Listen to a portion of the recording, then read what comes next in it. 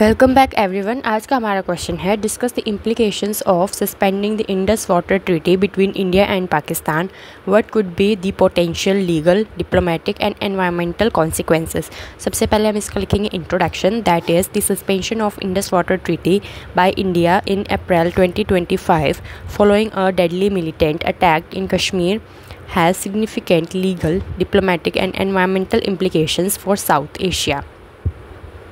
अब इसके अंदर हम इन तीनों पॉइंट्स को अलग अलग हेडिंग के अंदर एक्सप्लेन कर देंगे। पहले लिखेंगे लीगल कॉन्सिक्वेंसेस, इसके अंदर कुछ पॉइंट्स दे देंगे, फिर डिप्लोमेटिक और उसके अंदर कुछ पॉइंट दे देंगे, और फिर लास्ट में environmental.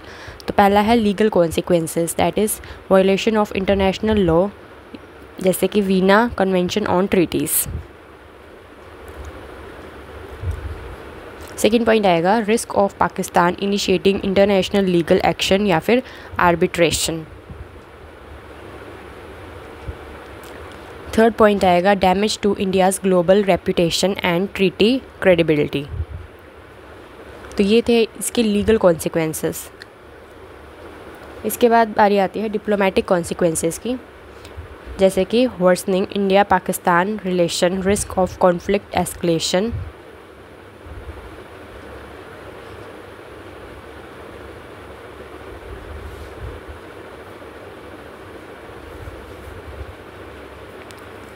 Next is global criticism, pressure from UN or any other major power.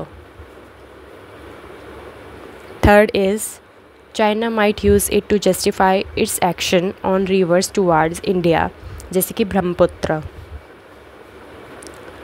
Fourth is destabilizes regional cooperation, example SAARC। इसके बाद हम दे देंगे इसके environmental consequences, that is disruption of Indus Basin ecosystems.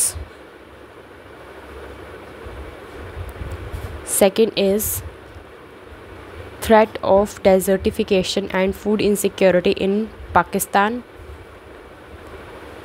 Next is unregulated dam building harming river health. After that is weakening climate resilience in South Asia. सो जितना question में पूछा है हमें उसी का ही आंसर देना है इसके अंदर। सो उसके हिसाब से हमने इसके पॉइंट्स बता दिए हैं।